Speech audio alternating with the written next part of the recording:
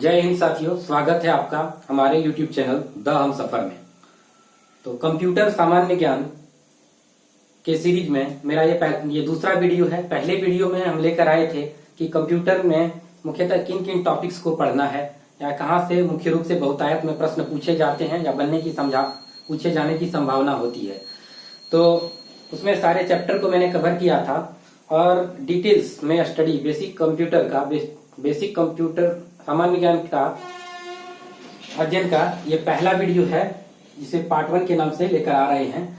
आज की वीडियो का मुख्य विषय वस्तु या जिसके आसपास हम बात करेंगे वो रहेगा कंप्यूटर क्या है और कंप्यूटर के कार्य क्या हैं, कंप्यूटर का उपयोग कहाँ कहाँ होता है, कंप्यूटर के मुख्य क्या क्या विशेषताएं होती है, फीचर्स ऑफ द कंप्यूटर। इन सारी चीजों को आज हम देखेंगे। And working principle of computer, computer किस तरह से कार्य करती है। तो इसी के आसपास आज का हमारा वीडियो रहने वाला है। तो शुरू कर लेते हैं बिना देर किए। कंप्यूटर क्या है? कंप्यूटर एक स्वचालित इलेक्ट्रॉनिक मशीन है। कंप्यूटर एक स्वचालित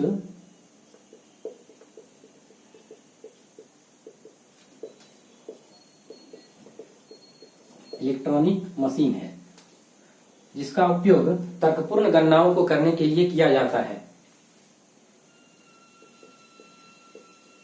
जिसका प्रयोग तर्कपूर्ण गणनाओं को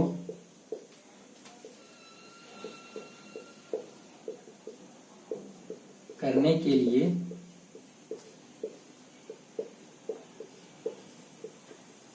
किया जाता है। Computer is an automatic electronic machine which is used for the work of the logical operations और तर्कपूर्ण गणनाओं को करने के लिए किया जाता है। कंप्यूटर का नाम एक शब्द है कंप्यूट से पड़ा है, जिसका अर्थ होता है गणना करना। यह एक ग्रीक शब्द है। कंप्यूटर शब्द का नामकरण कंप्यूट से पड़ा है जिसका अर्थ होता है गणना करना। इसे हिंदी में संगणक कहते हैं। कंप्यूटर को हिंदी में संगणक कहते हैं, मीन्स जो गणना कर सकता है। तो आज हम देखेंगे कंप्यूटर के कुछ कंपोनेंट्स। कंप्यूटर हमारा है, जो कंप्यूटर बने हुए हैं, जो उसके मुख्य घटक हैं, मुख्य दो ही घटक से बने होते हैं, या तो हार्डवेयर हैं या तो सॉफ्टवेयर हैं। कंप्यूटर के जितने भी पार्ट्स हैं या तो हार्डवेयर हैं या तो वो सॉफ्टवेयर हैं। तो कंप्यूटर के सारे फिजिकल पार्ट्स को कंप्यूटर हार्डवेयर कहा जाता है। कंप्यूटर हार्डवेयर मीन्स कंप्यूटर के वैसे भाग जिसे हम छू सकते हैं, जिसे महसूस कर सकते हैं, या तो कंप्यूटर के बाहर है या कंप्यूटर के अंदर है। तो कंप्यूटर के जितने भौतिक भाग होते हैं या भौतिक पार्ट्स होते हैं, कंप्यूटर के कल पुर्जे जितने होते हैं, उसे कंप्यूटर हार्डवेयर कहा जाता है। हार्डवेयर में मुख्य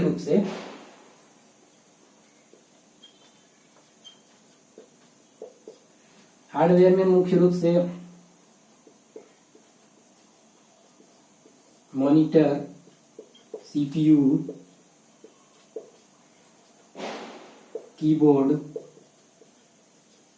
माउस और भी जितने कंप्यूटर के फिजिकल पार्ट्स आते हैं उसे हार्डवेयर कहा जाता है।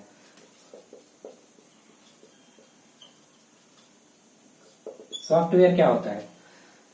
कंप्यूटर हार्डवेयर ही सिर्फ काम नहीं कर सकता है। कंप्यूटर में अनुदेश या इंस्ट्रक्शन की जरूरत होती है। इन अनुदेशों या इंस्ट्रक्शनों के सेट को प्रोग्राम कहा जाता है और यही program, set of the programs को हम सॉफ्टवेयर कहते हैं। तो सॉफ्टवेयर कंप्यूटर के अनुदेश, इंस्ट्रक्शन या प्रोग्राम है जिसके माध्यम से कार्य संपन्न होते हैं। अगर सॉफ्टवेयर कंप्यूटर में नहीं रहेगा तो कोई भी कार्य संपन्न नहीं होगा। इस तरह से कंप्यूटर मुख्य रूप से हार्डवेयर और सॉफ्टवेयर डिवाइस से मिलकर बना हुआ है। इसमें कह सकते हैं अनुदेश या इंस्ट्रक्शन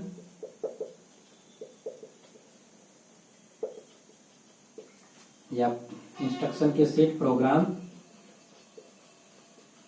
को ही सॉफ्टवेयर कहा जाता है। Set of instruction is called a program and many programs, सभी प्रोग्राम्स को मिलकर सॉफ्टवेयर कहा जाता है। जिस तरह से कंप्यूटर का हार्डवेयर अगर इंजन है तो सॉफ्टवेयर इसका फ्यूल है, इसके बिना कंप्यूटर नहीं चल सकता है। तो एक कंप्यूटर बेसिक कंप्यूटर कार्य कैसे करता है, बेसिक कंप्यूटर के वर्किंग प्रिंसिपल क्या होते हैं, आइए देखते हैं।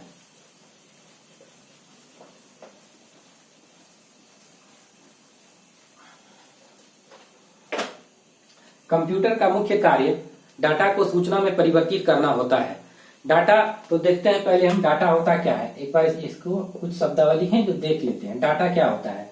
डाटा वह व्यवस्थित सूचना है जिसका कुछ सार्थक निष्कर्ष नहीं निकाला जा सकता है। जैसे ये कोई सार्थक निष्कर्ष इसे निकाल नहीं सकते हैं, या यह व्यवस्थित सूचना या रॉ फैक्ट इसे कर सकते हैं, इसे कह सकते हैं यह व्यवस्थित सूचना, या इसे इंग्लिश में कह सकते हैं रॉ फैक्ट। रॉ फैक्ट को ही डाटा कहा जाता है। तो डाटा भी दो प्रकार के होते हैं। जैसे पहला तो न्यूमेरिक डाटा,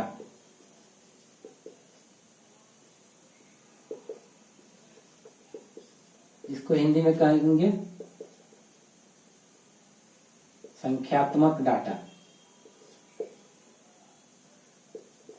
संख्यात्मक डाटा में मुख्य रूप से न्यूमेरिकल वैल्यूज आएगा या न्यूमेरिकल डाटा आएगा। जैसे 0 से 1, 2, 3 से लेकर 9 तक, ये सारे न्यूमेरिकल डाटा के उदाहरण हैं। इसमें जैसे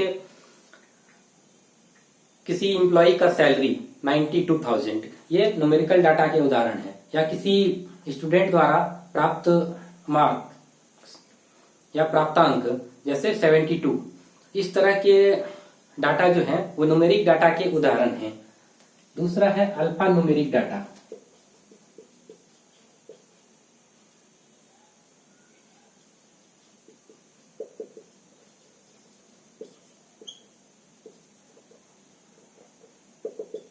अल्फा न्यूमेरिक डाटा मुख्यतः जो है अक्षरों और चिन्हों अक्षरों या चिन्हों का प्रयोग कर बनाया जाता है। अल्फाबेट एंड सिंबल्स का प्रयोग कर बनाया जाता है। अक्षर और चिन्ह से मुख्यतः बनाया जाता है। जैसे कर्मचारी का पता,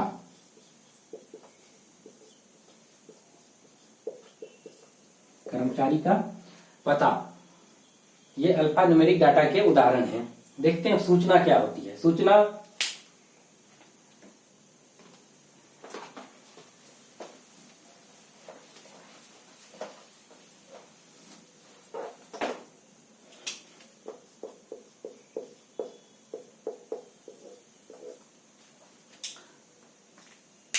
डाटा जहां व्यवस्थित या रॉ फैक्ट है, वहीं सूचना व्यवस्थित और प्रोसेस्ड डाटा को कहते हैं, जिसका प्रोसेस किया जा चुका है और जिसका कुछ उपयोगिता हो, जिसे एंड यूजर्स की जरूरत है, तो इसे हम सूचना कहते हैं।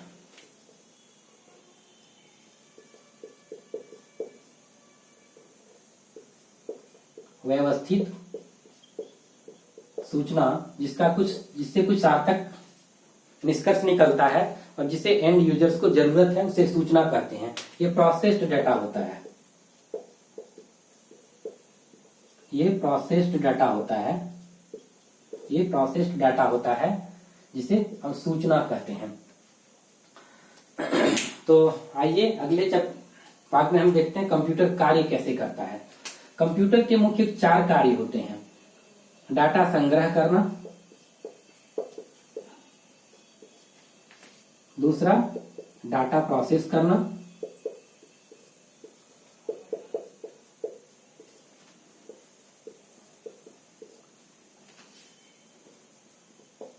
इसको स्टोरेज करना भविष्य उपयोग के लिए। डाटा यहाँ है कलेक्ट करना, डाटा का कलेक्शन करना, ये स्टोरेज करना। और चौथा होता है डाटा का निर्गमन या आउटपुट करना, निर्गमन या डाटा का आउटपुट करना, इसके मुख्य कार्य होते हैं। ये चारों कार्य कैसे संपन्न होता है? इनपुट माध्यम से कंप्यूटर डाटा संग्रह करती है या यूजर्स को डाटा एंटर करने देती है। तो इनपुट के माध्यम से डाटा कलेक्ट करती है, प्रोसेसर के माध्यम से डाटा प्रोसेस करती है, इसको स्टोरेज करती है और आउटपुट माध्यम से डाटा एंड यूजर तक निर्गमन करती है। तो कंप्यूटर के ये बेसिक कार्य हैं, डाटा का कलेक्शन करना, डाटा को प्रोसेस करना, उसको फ्यूचर के लिए स्टोर करना और डाटा का निर्गमन करना, आउटपुट करना। तो ये कंप्यूटर के बेसिक कार्य हैं। कंप्यूटर इन बेसिक कार्य को कैसे संपन्न करती है या क्या क्या चीज इसमें शामिल होते हैं, किन किन चीजों से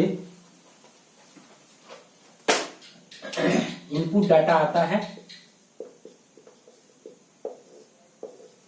इसको प्रोसेस किया जाता है,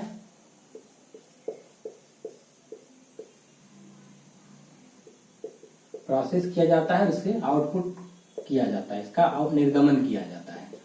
तो इनपुट माध्यम से इलेक्ट्रिक पल्स के रूप में डाटा प्रोसेसर तक जाती है और प्रोसेसर इसका संसाधन कर, प्रोसेस कर इनपुट आउटपुट के रूप में डाटा को प्राप्त करती है या एंड यूजर तक डाटा को सूचना में परिवर्तित कर देती है। तो हम देखते हैं कंप्यूटर, एक बेसिक कंप्यूटर के सिस्टम क्या क्या होते हैं, बेसिक कंप्यूटर सिस्टम बनता कैसे है। एक basic computer system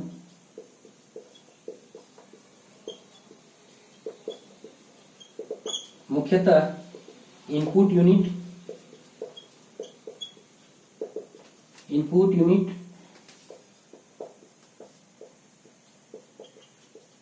central processing unit,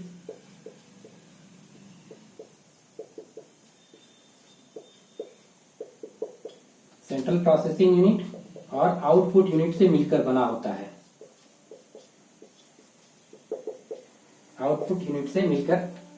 input unit, central processing unit और आउटपुट यूनिट। इनपुट यूनिट मुख्यतः जिससे हम कंप्यूटर में डाटा एंटर कराते हैं या जिसके माध्यम से डाटा कंप्यूटर में एंटर कराते हैं या करते हैं, इसे इनपुट यूनिट कहा जाता है। इनपुट यूनिट में मुख्यतः कीबोर्ड, माउस ये सब आते हैं और इसका details varieties of numbers of and types of input devices हैं, जिसका अध्ययन हम इनपुट आउटपुट डिवाइस में करेंगे। अभी हम इस परिप्रेक्ष्य में पढ़ रहे हैं कि कंप्यूटर सिस्टम पूरा कैसे होता है। Input unit, central processing unit जिसे सीपीयू कहते हैं और आउटपुट यूनिट। तो सेंट्रल प्रोसेसिंग यूनिट के भी भाग होते हैं। सेंट्रल प्रोसेसिंग यूनिट के मुख्यतः 3 भाग होते हैं। इसमें से आता है एएलयू, सीयू और मेमोरी।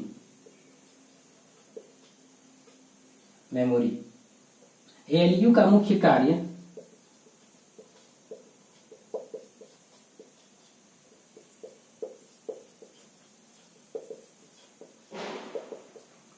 इसका full form arithmetic logic unit होता है। एएलयू का मुख्य कार्य अरिथमेटिक और लॉजिक ऑपरेशंस को संपन्न कराना होता है। अरिथमेटिक कहे तो संख्यात्मक ऑपरेशन या संख्यात्मक गणनाओं के लिए, जैसे प्लस, माइनस, जोड़, घटाव, गुना, भाग आदि जो है अरिथमेटिक ऑपरेशंस हैं। और लॉजिक ऑपरेशंस में बड़ा, छोटा, बराबर ये सारे लॉजिक ऑपरेशंस का होते हैं। तो अरिथमेटिक लॉजिक यूनिट का मुख्य कार्य अरिथमेटिक और लॉजिक ऑपरेशंस को संपन्न कराना होता है। उसके अलावा इसमें होते हैं कंट्रोल यूनिट। कंट्रोल यूनिट का मुख्य कार्य होता है इनपुट और आउटपुट डिवाइसेस के बीच में एक सामंजस्य स्थापित करना। इनपुट और कंट्रोल यूनिट,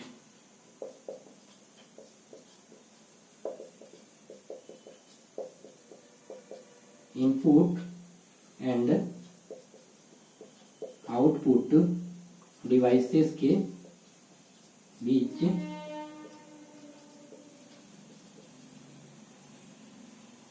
सामंजस्य स्थापित करना। इनपुट आउटपुट डिवाइसेस के बीच में सामंजस्य स्थापित कर कंप्यूटर को कार्य करने के लायक बनाता है या कंप्यूटेबल बनाता है ये कंट्रोल यूनिट। उसके अलावा मेमोरी यूनिट इसमें होती है। इसमें मेमोरी भी होती है सीपीयू के अंदर। सीपीयू के अंदर मेमोरी नहीं होगा तो कोई भी सूचना हम एंटर कैसे करेंगे, डाटा एंटर कैसे करेंगे, या कोई भी सूचना जो प्राप्त होगी वो कहाँ रहेगी। मीन्स सीपीयू का एक भाग मेमोरी भी होता है। जैसे कंप्यूटर हमें लिखने के लिए दे रहा है तो कहीं ना कहीं ये सूचना ये डाटा सेव हो रहा है, इसके मेमोरी यूनिट है। तो मेमोरी यूनिट में इसका ये जो मेमोरी यूनिट है इसको रजिस्टर भी कहते हैं, सीपीयू के मेमोरी यूनिट को, क्योंकि ये छोटा मेमोरी होता है लेकिन ये बहुत ही फास्ट होता है। तो कभी कभी क्वेश्चन आता है तो इसमें कंप्यूटर सीपीयू के क्या क्या भाग होते हैं, एएलयू, सीयू एंड रजिस्टर भी रहता है या मेमोरी भी रह सकता है। तो इसमें कंफ्यूज नहीं करना है दोनों वर्ड्स के बीच में। रजिस्टर भी एक प्रकार का मेमोरी है जो सीपीयू के सबसे करीब होता है और सबसे फास्ट होता है।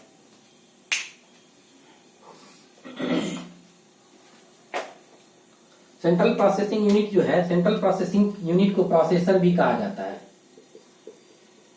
प्रोसेसर कहा जाता है। यह एक इलेक्ट्रॉनिक माइक्रोचिप है, इलेक्ट्रॉनिक माइक्रोचिप है। इसे कंप्यूटर का ब्रेन भी कहा जाता है, या कंप्यूटर सारे कार्य यहीं से संपन्न करती है प्रोसेसिंग का, इसलिए कंप्यूटर का ब्रेन कहा जाता है। सीपीयू को कंप्यूटर का ब्रेन भी कहा जाता है, कंप्यूटर का ब्रेन भी कहा जाता है सीपीयू को। आइए देखते हैं कंप्यूटर किस तरह से कार्य करती है। कंप्यूटर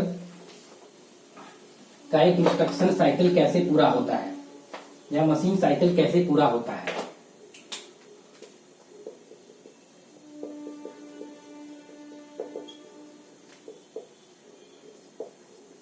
इंस्ट्रक्शन साइकिल के मुख्य 3 भाग होते हैं।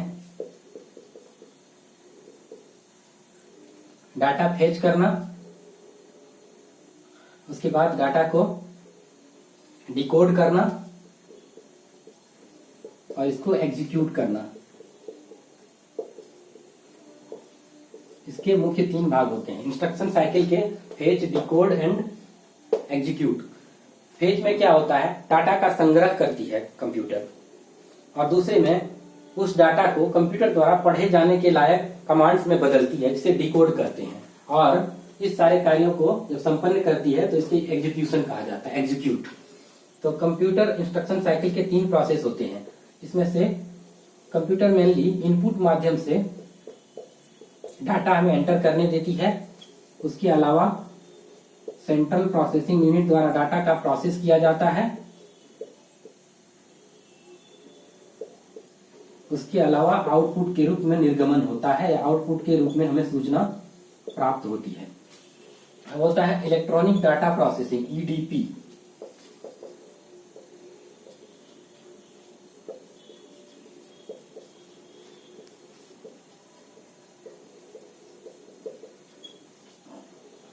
इलेक्ट्रॉनिक डाटा प्रोसेसिंग क्या होता है, मैन्युअली जब डाटा को हम प्रोसेस या संसाधन करते थे तो उसे डाटा प्रोसेसिंग कहा जाता था, लेकिन इलेक्ट्रॉनिक माध्यम से डाटा को प्रोसेस करना ही इलेक्ट्रॉनिक डाटा प्रोसेसिंग कहा जाता है। या कंप्यूटर के आ जाने से मैन्युअली डाटा को प्रोसेस नहीं किया जाता है, हम कंप्यूटर के माध्यम से इलेक्ट्रॉनिकली डाटा को प्रोसेस कर सकते हैं, इसीलिए इसे इलेक्ट्रॉनिक डाटा प्रोसेसिंग कहा जाता है। मीन्स कंप्यूटर के माध्यम से या इलेक्ट्रॉनिक माध्यम से डाटा को का प्रोसेस करना इलेक्ट्रॉनिक डाटा प्रोसेसिंग कहा जाता है। तो यहां तक हम देख लिए कंप्यूटर कार्य कैसे करती है, कंप्यूटर के मुख्य कार्य क्या होते हैं। कंप्यूटर का जैसे मुख्य कार्य है, प्राथमिक कार्य डाटा को सूचना में परिवर्तित करना होता है, डाटा को ये सूचना में परिवर्तित करती है। अब हम देखेंगे, देख चुके हैं कंप्यूटर एक बेसिक कंप्यूटर सिस्टम कैसे बनता है, और इनपुट सेंट्रल प्रोसेसिंग यूनिट और आउटपुट यूनिट से मिलकर बने होते हैं। अब हम देखते हैं कंप्यूटर की क्या विशेषता है। कंप्यूटर दिनों दिन इतना लोकप्रिय होते जा रहा है, नए नए क्षेत्रों में या नए नए जगह पर या नए नए क्षेत्रों में इसकी उपयोगिता भी हमेशा बढ़ते जा रही है। इसकी लोकप्रियता दिनानुदिन बहुत अधिक बढ़ते जा रही है। तो इसमें क्या ऐसा खास बात है, या क्या है कि कंप्यूटर के माध्यम से या कंप्यूटर की डिपेंडेंसी, कंप्यूटर पे डिपेंडेंसी हमारी बढ़ती जा रही है, इसके क्या क्या फीचर्स हैं वो हम देखेंगे। तो इसका सबसे खास और सबसे बड़ा फीचर जो है वो कह सकते हैं स्पीड है। ये बहुत ही तीव्र गति से कार्य करती है, या कोई भी कार्य का अंजाम बहुत तीव्र गति से देता है। इसका में प्रोसेसिंग बहुत ही तीव्र गति से होता है। सबसे पहला जो इसका फीचर है स्पीड है। इसका स्पीड, बहुत कंप्यूटर बहुत ही तीव्र गति से कार्य करती है। तीव्र गति से कार्य करने का मतलब है मिलियन इंस्ट्रक्शन पर सेकेंड, मीन्स है 10 लाख 10 लाख अनुदेशों का प्रोसेस सेकेंड्स के अंदर कर देती है कंप्यूटर। 10 लाख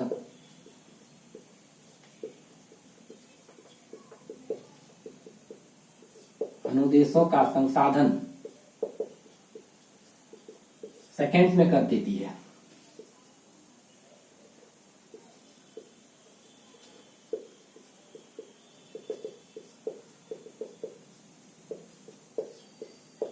अगर मानव कार्य से इसकी तुलना करें तो एक मानव 10 लाख अनुदेशों का संसाधन 1 वर्ष में भी नहीं कर सकता है शायद, या 1 वर्ष का समय लग जाएगा। तो कंप्यूटर की सबसे बड़ी खासियत जो है स्पीड है। कंप्यूटर प्रोसेसर की स्पीड को गीगाहर्ट्ज में मापा जाता है। कंप्यूटर के प्रोसेसर की स्पीड को गीगाहर्ट्ज मापा जाता है। कंप्यूटर की स्पीड अभी नैनो सेकंड तक हो गई है। मीन्स 1 नैनो सेकंड में कंप्यूटर किसी भी कार्य को संपन्न कर सकती है। तो MIPS जो है ये भी गीगाहर्ट्ज का ही एक टाइप है, या कह सकते हैं कि ये भी यूनिट सेम है, जहां पे ये दोनों में कंफ्यूज नहीं होना है। दोनों कंप्यूटर की गति को नापने का ही यूनिट है। जहां पे गीगाहर्ट्ज देगा वहां MIPS नहीं देगा, जहां MIPS देगा वहां गीगाहर्ट्ज नहीं देगा। तो कंप्यूटर की स्पीड को हर्ट्ज में मापा जाता है, गीगाहर्ट्ज।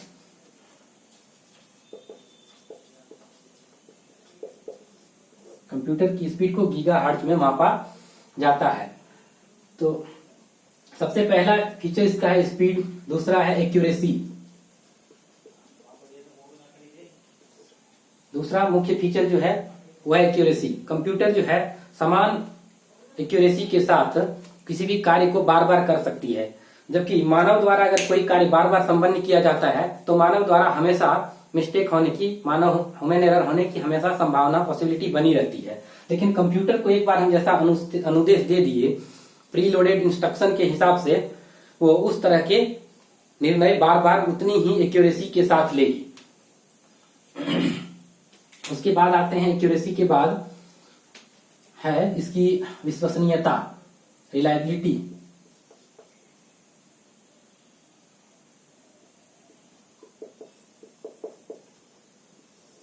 रिलायबिलिटी ये विश्वसनीय है, ये इतनी एक्यूरेसी के साथ काम करती है कि ये इसके डाटा बहुत ही रिलायबल है, इसे मुख्य बहुत ही रिलायबिलिटी है। उसके बाद है ऑटोमेशन, ऑटोमेटिक। कंप्यूटर ऑटोमेटिक है। एक बार जैसा इंस्ट्रक्शन, प्री लोडेड इंस्ट्रक्शन उसमें डाल देते हैं कंप्यूटर में, और जिस तरह का उन अनुदेशों के अनुसार जैसा निर्णय लेने को कहते हैं वो बार बार वैसा निर्णय ऑटोमेटिक तरीके से लेता है। उसमें किसी भी तरह ह्यूमन हस्तक्षेप, मानव हस्तक्षेप की, ह्यूमन इंटरफेरेंस की जरूरत नहीं पड़ती है। तो वो हर बार ऑटोमेटिकली वैसा ही निर्णय लेता है बिना किसी मानव हस्तक्षेप के। तीसरा है जो सबसे बड़ा फीचर्स इसका है वो है वेरी लार्ज इसका स्टोरेज कैपेसिटी है। Very large storage capacity,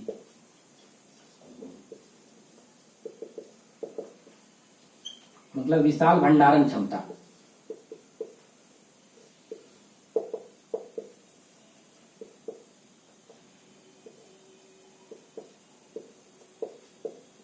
computer के मुख्य एक फीचर में से मुख्य यह भी एक बहुत ही मुख्य फीचर है कंप्यूटर की भंडारण क्षमता।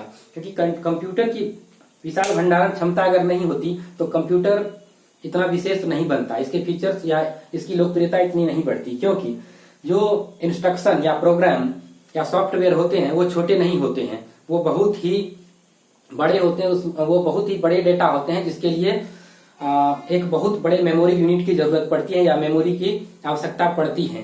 तो इसकी लार्ज स्केल या लार्ज स्टोरेज कैपेसिटी होने के कारण ही कंप्यूटर जो है यूनिक बनता है। इसका एक उदाहरण हम देखते हैं, जैसे रेलवे रिजर्वेशन में आजकल इसका इस्तेमाल किया जा रहा है। क्या है? कंप्यूटर रेलवे रिजर्वेशन में इसके लार्ज स्टोरेज कैपेसिटी के क्या फायदा होते हैं वो बताते हैं। जैसे कंप्यूटर में हमारे रेलवे में बहुत सारे चलने वाली ट्रेन हैं, अलग अलग डे में अलग अलग सीट हैं और बहुत सारी सीटें हैं।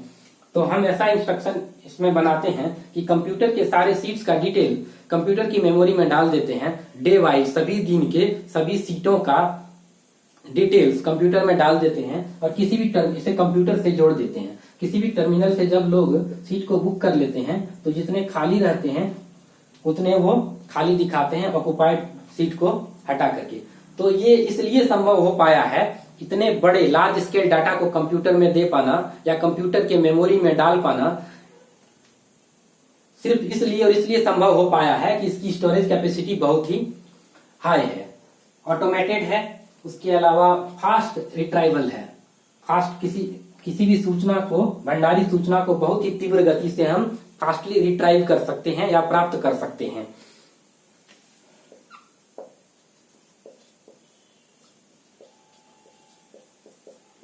भंडारित सूचना को तीव्रता से प्राप्त कर सकते हैं। ये सब कुछ मुख्य फीचर्स कंप्यूटर के हैं। इसके अलावा कंप्यूटर जो है सीक्रेसी कायम रख सकता है या ये गोपनीयता कायम रखती है। सीक्रेसी भी एक बहुत ही बड़ा कंप्यूटर का फीचर है। अगर किसी व्यक्ति को हम किसी भी डाटा का एक्सेस नहीं देना चाहते हैं तो उसे हम पासवर्ड सिक्योर कर सकते हैं।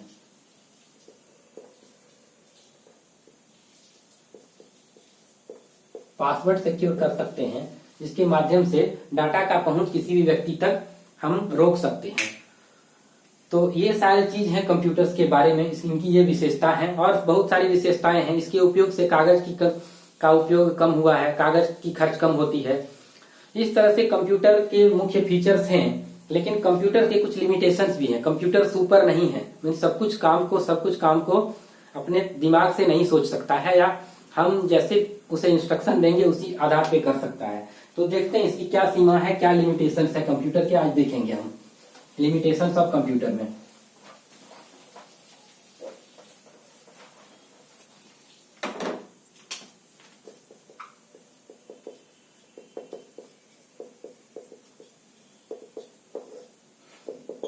लिमिटेशंस ऑफ कंप्यूटर में कहें तो कंप्यूटर का अपना कोई बुद्धि नहीं होता है।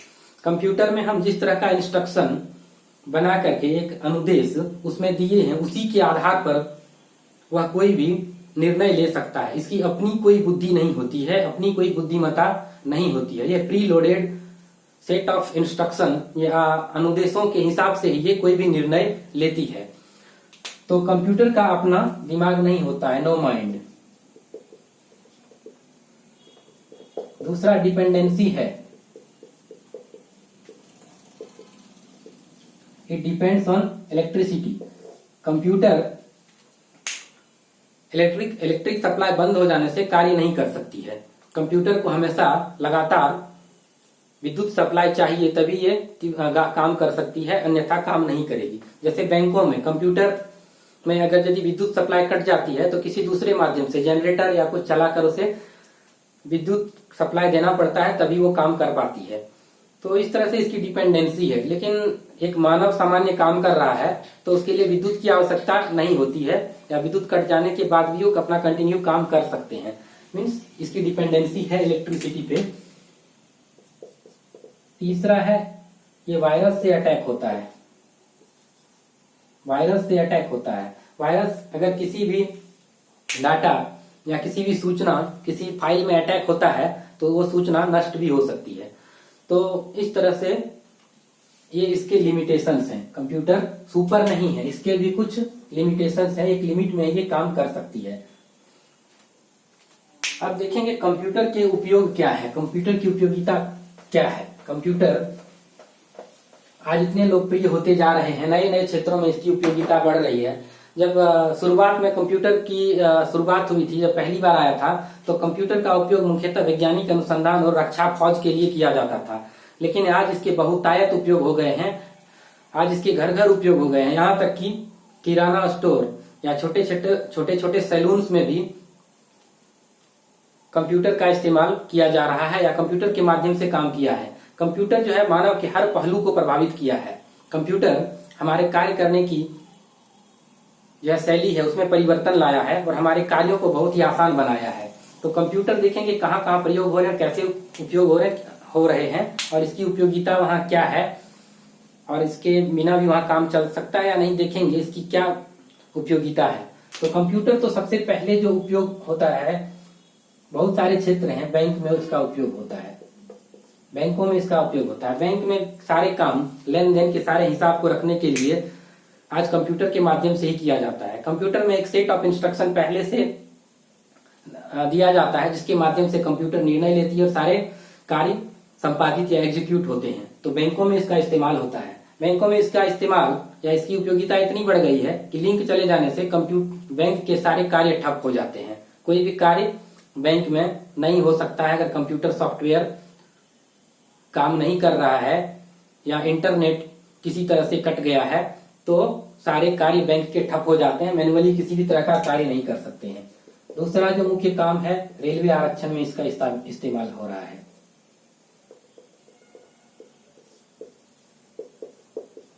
रेलवे आरक्षण या वायुयान आरक्षण, वायुयान आरक्षण, यहाँ तक कि बस का आरक्षण भी आज कंप्यूटर के माध्यम से ही हम करते हैं। रिजर्वेशन प्रणाली में या रिजर्वेशन सिस्टम में कंप्यूटर की इतनी उपयोगिता आज है या उपयोग हो रहे हैं कि रिजर्वेशन आज मैन्युअली किया नहीं जा सकता है, ये कंप्यूटर के माध्यम से ही संपादित किया जा सकता है।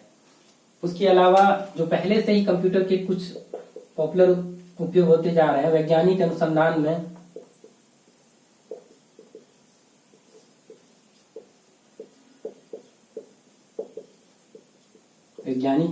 में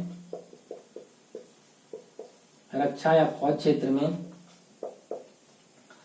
उसके अलावा स्पेस टेक्नोलॉजी में, अंतरिक्ष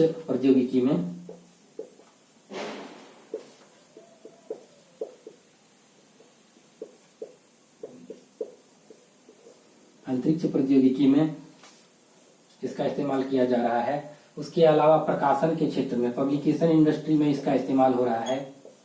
पब्लिकेशन इंडस्ट्री में इसने तो क्रांति हिला दी है। इसके अलावा मनोरंजन के क्षेत्र में,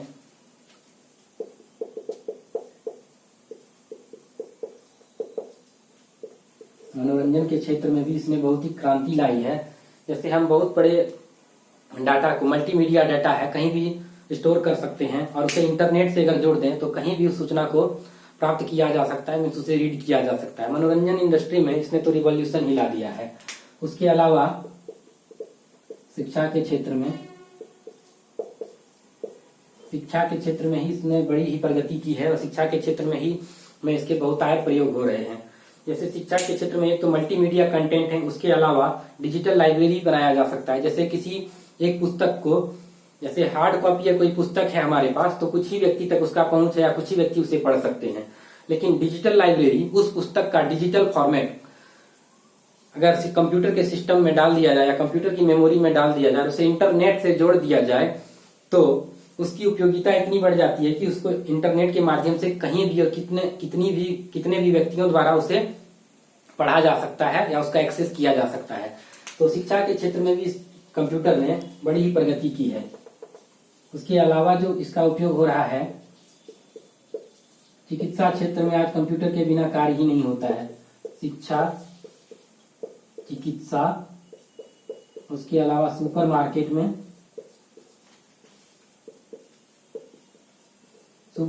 के भी कार्य कंप्यूटर के बिना नहीं हो सकते हैं। इसकी उपयोगिता इतनी वहां पर बढ़ गई है। तो कंप्यूटर कुछ ही दिन में इतना लोकप्रिय हुआ है और इसकी उपयोगिता इतने जगहों में हो रही है और इतने काम के लिए हो रहा है कि आने वाले दिन में इसकी उपयोगिता और इसकी लोकप्रियता और भी बढ़ने वाली है। इसके घर घर उपयोग तो अभी हो रहे हैं और इसके उपयोग और भी बढ़ने वाले हैं। तो आज रहा ये ब्रीफ इंट्रोडक्शन कंप्यूटर का। कंप्यूटर क्या है, कंप्यूटर कैसे कार्य करती है, कंप्यूटर के क्या क्या फीचर्स हैं, क्या विशेषता है, तो आज इस वीडियो में हमने देखा। अगला वीडियो इस सीरीज का हमारा रहेगा जिसमें जनरेशन ऑफ कंप्यूटर हम लोग पढ़ेंगे। जनरेशन ऑफ कंप्यूटर में मुख्यतः पहले भूमिका देखेंगे, कंप्यूटर का इवोल्यूशन, कंप्यूटर का विकास देखेंगे और कंप्यूटर कैसे एक गणना करने वाली अबेकस मशीन से सुपर कंप्यूटर तक की हमारी यात्रा जो है कैसी रही, किस पीढ़ी के कंप्यूटर में कौन सा hardware component, software components, programming भाषा का प्रयोग किया गया था प्रोग्राम लिखने के लिए या प्रोग्राम को डिजाइन करने के लिए। इसके अलावा अन्य सारे फीचर्स को देखेंगे जनरेशन ऑफ कंप्यूटर में। अगला वीडियो जनरेशन ऑफ कंप्यूटर पर लेके आएंगे इस वीडियो में अगर जनरेशन ऑफ कंप्यूटर अगर शामिल करेंगे तो ये वीडियो बहुत ही बड़ा हो जाएगा, इसीलिए इसे एक नेक्स्ट वीडियो में लेकर आएंगे। तब तक के लिए जय हिंद साथियों।